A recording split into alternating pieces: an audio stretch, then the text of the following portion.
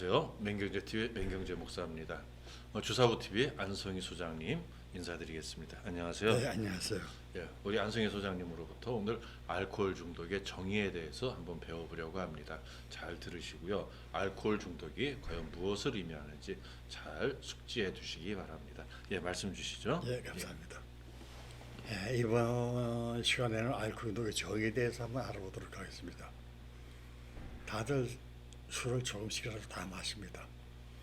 그런 분들이 내가 진짜 중독 어디까지 왔는지, 아니 평범한 술꾼인지 그걸 알아볼 수 있는 그 정의에 대해서 학문적 연구가 있습니다. 그 문제를 한번 알아보도록 하겠습니다. 언론 보도에 의하면 우리나라의 알코올 중독자 수는 약 450만 명이라고 합니다. 그러나 4대 중독 연구단체인 중독포럼에서는 약 50만 명으로 추산합니다. 이는 당장 치료가 시급한 환자의 숫자입니다. 이렇게 추정할 수밖에 없는 이유는 보건복지부나 통계청에서도 집계가 불가능하고 또 기초 자료조차 준비되지 않았기 때문입니다. 그러면 어떤 사람은 알코올 중독자인가? 알코올 중독과 알코올 남용에 관한 정의는 많으나 보편적으로 받아들여지는 정의는 없습니다. 네, 원체 많기 때문에. 과음이나 폭음을 일삼는 사람을 알코올 중독자라고 부르기도 하고 주정이 심한 사람을 서슴없이 알코올 중독자라고 지칭을 합니다. 그러나 과음이나 폭음을 한다고 모두 알코올 중독자는 아닙니다. 주정 또한 마찬가지입니다. 알코올 중독에 관한 정의는 여러 가지 견해가 있을 수 있으며 그 견해를 모두 포괄합니다. 그러면 이제 알코올 중독에 관한 정의를 살펴봅시다. 윌리엄스라는 학자가 있습니다. 윌리엄스는 알코올 중독의 개인 자신과 사회 영역에서 야기되는 손상된 면으로 설명을 합니다. 그래서 알코올 중독자란 개인의 유용하고 생산적인 시민활동을 방해하는 음주 행위를 하는 사람이라고 정의를 합니다. 세계보건기구 WHO는 손상과 통제 상실의 문화적 요인을 강조하여 음주가 개인이 속한 문화에서 수용하는 한계를 넘어 때로는 그 문화권에서 부적합하다고 여겨지거나 혹은 신체 건강을 해치거나 사회적 관계에 지장을 줄 정도로 음주할 경우 알코올 중독으로 규정을 합니다.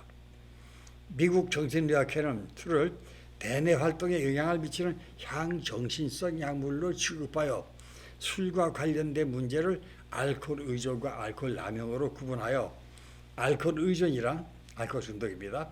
알코올 의존이란 병적으로 술을 마시거나 술을 이용함으로써 생기는 사회적 기능과 직업적 기능의 손상 그리고 내성이나 금단 증상을 나타내는 것을 말하며 술을 끊을 수 있는 능력의 상실로 인하여 개인의 건강, 행복 및 명예에 위협을 받게 된 사람을 알코올 중독자군에 포함을 시킵니다. 예린데 크라는 유명한 학자가 있습니다. 그는 우리 사회 통념상으로는 도저히 알코올 중독으로 인정할 수 없는 음주자에게도 5개의 유형으로 분류하여 알코올 중독자군에 포함시킵니다. 그 예린데 그 정의를 한번 살펴봅시다. 먼저 그 알파 중독으로 그리스 알파벳 갯말로 나가잖아요. A, B, C, D를 그 알파 A에 해당하는 알파 중독입니다. 알코올 중독입니다. 불편함, 어려운 상황입니다. 이걸 처리하기 위하여 상징적으로 알코올을 사용합니다. 금지 불가능이나 조절할 수 없는 음주 상태가 아닙니다. 금단 증상과 알코올 중독의 표시 진행 표시는 나타나지 않습니다.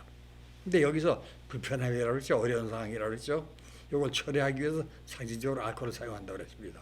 여기에 불편함 또는 어려운 상황이란 극도로 화가 치밀어 화술을 마신다거나 너무 애로워서 마시는 경우도 의미합니다.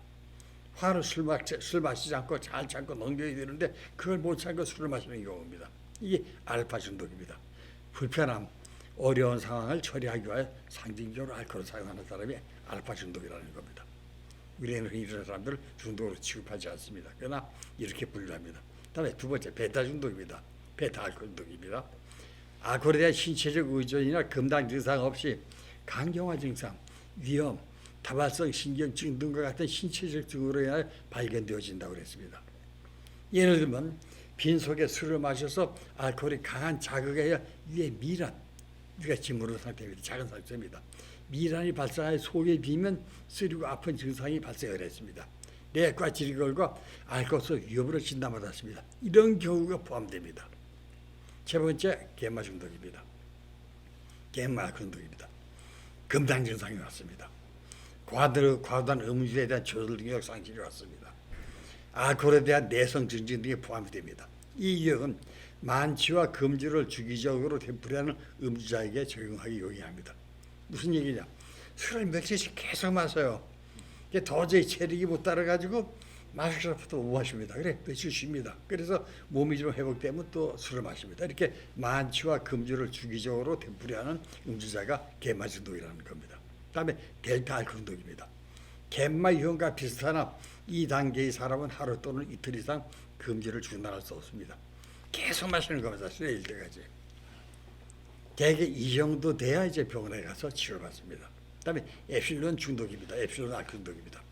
주기적으로 포기하는 형태입니다. 이런 경우 많은 사람들은 알코올 중독으로 단정하지 않으나 사망률이 높은 편입니다. 저 말씀드리기가 좀 불편하고 창피한 면이 있지만 제 오촌 당숙이 의사였습니다. 일제시대 초등학교도 졸업 못했습니다. 그런 분이 독학으로 의사면허를 땄습니다. 대단한 분이잖아요.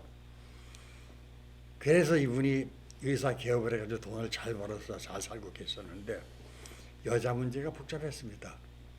첩을 뒀습니다. 첫 부인은, 첫 당숙모는 일자 무식이에요. 그런 분을 데리고 동네 유지가 돼가지고 유지 모임에 나갈 수가 없었습니다. 그래서 자식들을 서울에 유학을 보내놓고 거기 밥 해주라고 딸려 보냈습니다. 그리고 첩을 얻어가지고 같이 살았습니다. 이 첩이 젊은 남자가 생겼습니다. 그래서 당숙이 모아놓은 돈을 뽑아가지고 이 남자하고 도망을 가버렸어요. 여기 충격받고 술을 마시기 시작했습니다. 환자가 옵니다. 손이 떨려서 청진기를 가슴에 갖다 댈 수가 없습니다. 그러면 잠깐 기다리라고 들어가가지고 병원하고 가정집하고 달려있으니까 붙어있으니까 가서 정정된 반잔 마시고 담배 한 대 펴서 숫기가 올라오면 손 떨림이 멈춘 가서 청진기를 갖다 대고 진단을 했거든요. 그러다가 취중에 수술하다가 사람을 죽였습니다. 수술을 끝내고 개복한 상태를 다시 복구해가지고 꼬매놓고 있는데 사망을 했습니다. 나중에 알고 보니까 뱃속에 수술용 가위를 놔두고 그냥 꼬매버렸거든요. 시골에서 병원을 운영하고 계셨는데 이게 소문이 나니까 병원을 운영할 수 없잖아요. 그래 업무상 과실치사로 교도소에 가서 옥살이를 하고 나와가지고 멀리 강원도 속초로 가서 개업을 했습니다. 1년에 한 번씩 발작을 합니다. 그러면 죽을 때까지 마셔요. 다 쓰러져서 숨만 겨우 쉴 때 동료의 시대로 주사 놓고 약 먹이고 주물러가지고 살려면 또 이어도 안 마십니다. 이렇게 주기적으로 복용을 합니다. 근데 돌아가셨는데 이렇게 주기적으로 복용을 하는 상태가 엡실론 중독이라고 합니다. 많은 사람들은 알코올 중독으로 단정하지 않으나 사망률이 높은 편입니다. 자, 이상을 살펴보면 우리 사회 통념상 갯마나 델타 유형의 음주자만을 알코올 중독자로 잘못 알고 있었다는 사실을 확인할 수 있습니다. 그러나 자신의 의지로 음주를 중단할 수 있는 조절 능력이 살아있음에도 계속 술을 마신다면 갯마나 델타 유형으로 진행됨으로써 치유에 어려움을 겪는 말기에 도달하게 됩니다. 그러므로 술로 인하여 내과 치료를 받아 중독자가 아니라고 스스로 판단하는 사람도 분명 베타 유형의 중독자이므로 술을 멀리해야만 합니다. 자, 여기까지 마치겠습니다. 예. 오늘 이 영상을 보시는 분들 가운데 술을 좀 드시는 분들이 있다면 내가 알파인지 베타인지 갯마인지 델타인지 한번 잘 판단해 보시고요. 더 진전되기 전에 술을 줄이거나 끊는 그런 결단이 있기를 이제 소망합니다. 오늘 말씀 감사합니다. 예, 감사합니다. 예, 오늘 마치겠습니다.